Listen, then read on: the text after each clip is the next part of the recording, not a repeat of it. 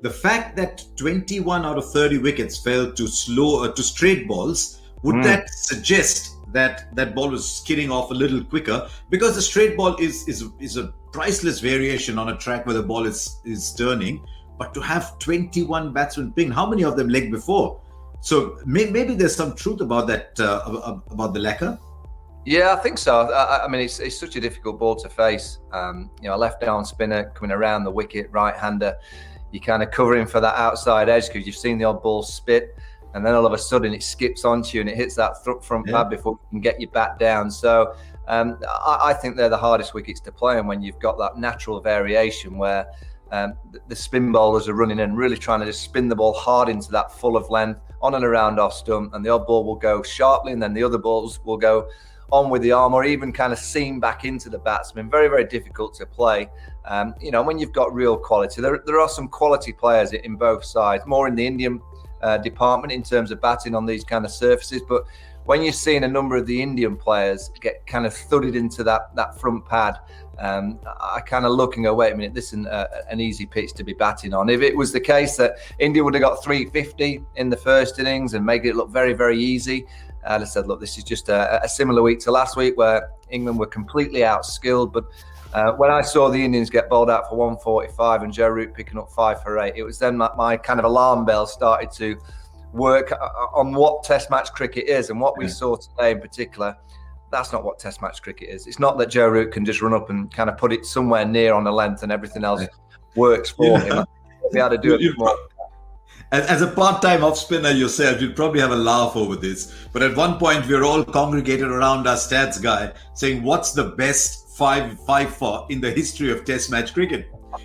because Joe Root was 3 for 0. And it turns out the best is 5 for 2 or 5 for 3 that Ernie Toshak got against India back in 1947 or something like that in Test match cricket. But Joe Root was in serious contention to get Test match cricket's best ever 5-for. Why on earth did you retire? You could have come and bowled your off breaks too. I think I'd have fancied getting a couple on that wicket today now.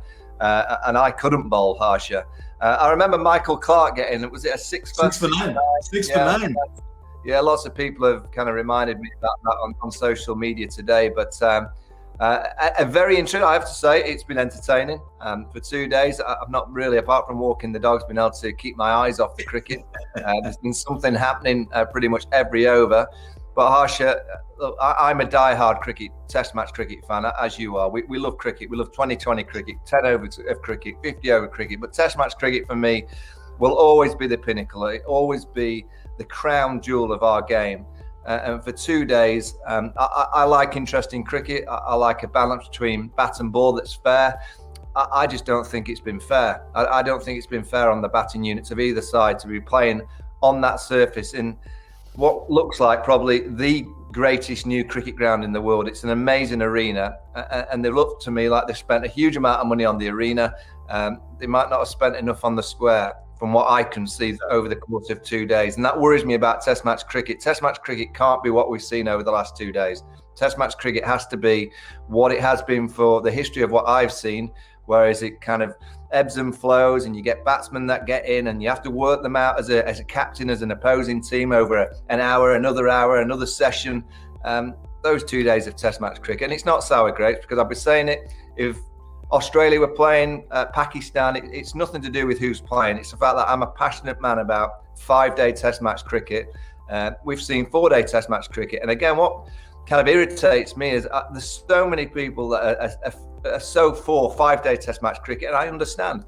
They're the same people that are saying that these 2 pitches in the last 2 weeks are absolutely fine. It can't be right that you've seen a wicket in Chennai in the second test, which was prepared to last about 3 days, and now we've seen a wicket in Ahmedabad, probably equally, if not a little bit worse. It's not great for 5-day Test match cricket, but India, they're just a better skilled team in these conditions.